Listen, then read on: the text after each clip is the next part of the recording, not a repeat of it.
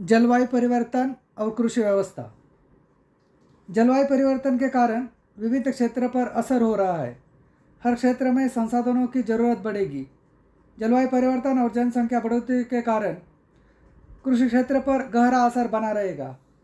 पेड़ पौधे फसल अपने आप का संरक्षण भी करते हैं। संरक्षण और विकास के लिए उनको सहायता करते हैं पंछी, मित्र कीटक, मित्र सूक्ष्मजीव और पौधों की अंतर्गत सुरक्षा व्यवस्था। जल और भूमि में उपलब्ध अन्न घटक और सूक्ष्मजीव, इन सबके सहवास से पेड़ पौधे फसलें प्रफुल्लित होकर विकसित होते हैं, तो उत्पादन में सातत्यपूर्णता बनी रहती है। कर्णकर्कश आवाज, शत्रु कीटक, शत्रु बुरशी, जल अव्यवस्थापन, शत्रु सूक्ष्मजीव, रसायनों का अतिरिक्त उपयोग, इससे फसलें बीमार होती है। ज़्यादा दर्द होने पर फसलें, पेड़ पौधे रोते भी है। वनस्पतियाँ सुनती भी है, हमारी फसलों के प्रति लगाव को वो महसूस भी करती है और फसलें हमारे साथ वैसे ही रिएक्ट भी होती है। इनका स्वस्थ रहना या बीमार होना यह हमारे अतिरिक्त हस्तक्षेप और लालच के कारण होता है। स्वस्थ रहने के लिए स्थानीय पर्यावरण और स्थानीय जैव विविधता का उपयोग होता है। स्थानीय पर्यावरण और जैव विविधता पर भूमि की उर्वरक क्षमता निश्चित होती है। हिंदुस्तान में बीते 2-3 दशकों में ज्वार, बाजरा और कड़धान्य यानी मिलेट धीरे धीरे कम होते गए। इनकी जगह कैश क्रॉप ने ले ली है। कैश क्रॉप में रसायनों का अतिरिक्त उपयोग हुआ, इससे गौरैया और अन्य पंछियों में कमी आई है। इसके कारण नैसर्गिक फसल संरक्षण प्रक्रिया और जैव विविधता कोलैप्स हुई है। विदेशी पेड़ पौधे, मोनोकल्चर और मोनोक्रॉप सिस्टम से इसमें और ज़्यादा समस्याएं पैदा हो रही है। ज्वार, बाजरा के क्षेत्र में कमी के कारण पशुओं के चारा में भी कमी आई है। इससे देसी गाय भैंस की संख्या में भी कमी आई। साथ में क्लाइमेट चेंज के कारण बारिश का पैटर्न बदला है। कई जगह मौसमी बारिश में ज़्यादा दिन का खंड होता है, कहीं कहीं बहुत बारिश होती है, कहीं कहीं बेमौसम बारिश और ओलावृष्टि होती है। भूमि की ऊपरी सतह की मिट्टी बह ले जाने की घटनाएं बढ़ेगी। इससे सेंद्रीय कर्म में कमी आती रहेगी, क्योंकि भूमि की ऊपरी सतह की सुपीक मिट्टी नदी के माध्यम से तालाब और बांधों में जमा होगी, तो तालाब और बांध उथले होकर भूमि के अंदर पानी पहुंचाने वाली केशवाहिनियाँ चौकअप होती रहेगी। तो बारिश का पानी भूमि के अंदर जाने की बजाय सीधा बहता रहेगा, क्योंकि स्थानीय पेड़ पौधों के कटाई से इसमें तेजी आई है। पृथ्वी पर प्रकृति ने संपूर्ण जीवमंडल के लिए स्थल, जल और वायु के रूप में एक विस्तृत आवरण निर्माण किया है। प्रकृति के स्थिर और निरंतर नियम है।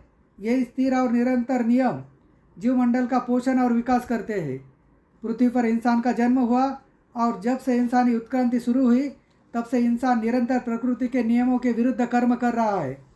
परिणाम स्वरूप आज हमारे पृथ्वी के प्राकृतिक पर्यावरण को वायु प्रदूषण, जल प्रदूषण और भूमि प्रदूषण जैसी अनेक समस्याओं से जूझना पड़ रहा है।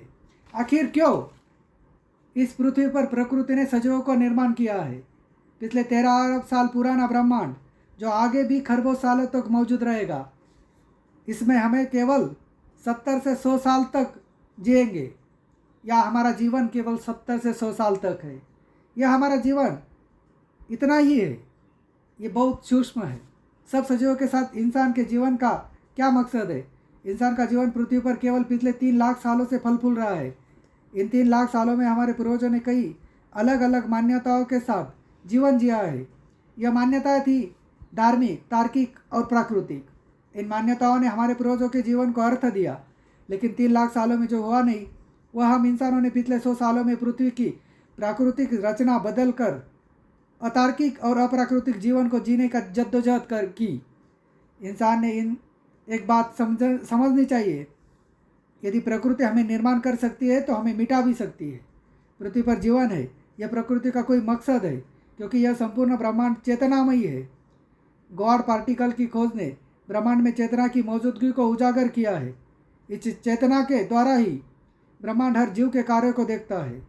प्रकृति ने इंसान को पृथ्वी का सबसे बुद्धिमान प्राणी बनाया, ताकि इंसान पृथ्वी के प्राकृतिक रचना में सहयोग दे। लेकिन इस स्वर्ग जैसी पृथ्वी को पिछले कुछ वर्षों में इंसान ने स्वर्ग जैसा रखा ही नहीं। पृथ्वी के जन्म से आज तक पृथ्वी पर जीवन अनेक रूपों में विकसित हुआ है, जो प्रकृति के सहायक है। केवल बुद्धिमान इंसान इसके विपरीत काम कर रहा है। इससे समूचे पृथ्वी पर जलवायु परिवर्तन हो रहा है। इसे नाराज होकर प्रकृति सहायक सजीवों के सृजन पर काम कर रही है। इससे इंसानी सभ्यता का पतन तय दिखता है, क्योंकि जरूरत सृजन की जननी है। यदि हम प्रकृति के साथ चले तो प्रकृति हमें ही कायम करेगी।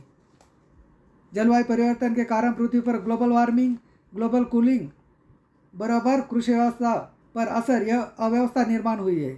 वैश्विक ताप और वैश्विक शीतलन के कारण वनस्पतियाँ कन्फ्यूज हो रही है। हर साल बढ़ता जलवायु परिवर्तन का असर वनस्पतियों में कन्फ्यूजन बढ़ाएगा। इसका असर कृषि व्यवस्था पर परिणाम करेगा। आधुनिक बनते बनते कृषि क्षेत्र में पारंपरिक ज्ञान की तिजोरी खाली हो रही है। पारंपरिक ज्ञान का ह्रास होना, यह परिस्थिति कृषि क्षेत्र के दृष्टिकोण से नुकसानकारक है। कृषि व्यवस्था के विकास के लिए शास्त्र शुद्ध ज्ञान के साथ साथ पारंपरिक ज्ञान का अमृत आवश्यक है, क्योंकि दुनिया की अर्थव्यवस्था आज कृषि व्यवस्था आधारित अर्थव्यवस्था से उद्योग आधारित और सेवा आधारित अर्थव्यवस्था में तब्दील हुई है। आज world wide international economic policy का डिज़ाइन कृषि व्यवस्था को नज़रअंदाज करने का है, लेकिन यह चक्र थमेगा। अगले कुछ ही वर्षों में कृषि आधारित अर्थव्यवस्था दुनिया पर राज करेगी। हमें हमारी भूमि और मिट्टी बचाए रखनी है, क्योंकि केवल एक ही पृथ्वी है सजीवों के लिए। जलवायु परिवर्तन के कारण अनेक प्रजातियों का अंत हुआ है, या अनेक प्रजातियां अंत के अंतिम रेखा तक पहुंच चुकी है। इसका कारण है इंसानी अतिरिक्त हस्तक्षेप और लालच। जलवायु परिवर्तन का अगला शिकार अब खुद इंसान ही है। इसमें बदलाव चाहते हो तो इकोसिस्टम रिस्टोरेशन में हाथ बढ़ाओ। इकोसिस्टम रिस्टोरेशन के अलावा हमारे पास पर्याय उपलब्ध नहीं है। अब गर्मी, सर्दी, सूखा, तूफान, बारिश, ओलावृष्टि, बाढ़, कोहरा और रेगिस्तान सब हाथ छोड़ देंगे, तो नज़दीक के भविष्य में कृषि व्यवस्था ही होगी जिस पर इंसान और इंसानियत बचाने का जिम्मा होगा। इसके लिए पृथ्वी पर आज अरबों स्थानीय पेड़ पौधों का विकास जरूरी है। कृषि के उत्पादित कृषि उत्पादनों के बाबत हमारा उद्देश्य मध्यम खर्च, मध्यम नुकसान और मध्यम लेकिन सातत्यपूर्ण उत्पादन यह होना चाहिए। तब उत्पादित कृषि उत्पादनों को सही दाम मिलेगा। जल व्यवस्थापन का अव्यवस्थापन ही सभी बीमारियों की निर्मित का माध्यम है। इसे व्यवस्थित करें। कृषि और कृषक के उत्कृष्ट जीवन के लिए मिट्टी परीक्षण, पानी परीक्षण, पौध ऊतक परीक्षण अहवाल अनुसार जैविक, सेंद्रीय और रासायनिक पद्धतियों का संतुलित मात्रा में प्रयोग ही कृषि कृषक के वर्तमान और भविष्य को बचाएगा।